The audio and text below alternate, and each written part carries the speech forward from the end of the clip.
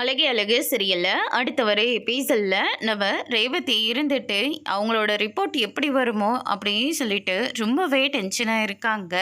அப்போ நம்ம தங்கராஜ் இருந்துட்டு ரேவதி எதுக்காகவும் பயப்படாத, அது எவ்வளோ பெரிய வியாதியாக இருந்தாலேயும் நம்மக்கிட்ட எவ்வளோ சொத்து இருக்கும், அதை வச்சு உன்னோட வியாதியை நான் கம்மி பண்ணிடுறேன் அப்படின்ற மாதிரியெல்லாம் சொல்லிக்கிட்டு இருக்காங்க.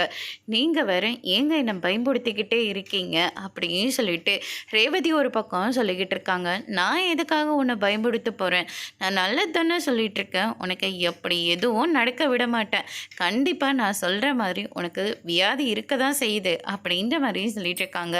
ஏன்னா வீடு ஃபுல்லாக உன்னுடைய தலைமுடிக, அதுக்கப்புறம் எப்போ பார்த்தாலையும் கஷ்டமாக இருக்குன்னு சொல்லிட்டு போய் படுத்துக்கிறல்ல அப்படின்ற மாதிரி சொல்லிட்டு இருக்காரு. அதுக்கு அடுத்ததான் ரிப்போர்ட்டை பார்த்த உடனே டாக்டர் இருந்துட்டு நீங்கள் நினைக்கிற மாதிரி அவங்களுக்கு அவ்வளோலாம் கஷ்டம் எதுவும் கிடையாது, அவங்க ரிப்போர்ட்டு தப்பாகவும் கிடையாது, அவங்க உடம்பு ரொம்பவே ஹெல்த்தியாக இருக்குது, இந்த மாதிரி உடம்பு நான் எங்கேயும் பார்த்ததே இல்லை, இவங்க வயசில் இருக்கிறவங்க எல்லாருக்கும் ஏதாவது ஒன்று நீங்கள் சொல்கிற மாதிரி வந்துக்கிட்டு தான் இருக்குது, ஆனால் இவங்களுக்கு அப்படி கிடையாது அப்படின்ற மாதிரி சொல்லிடுறாங்க.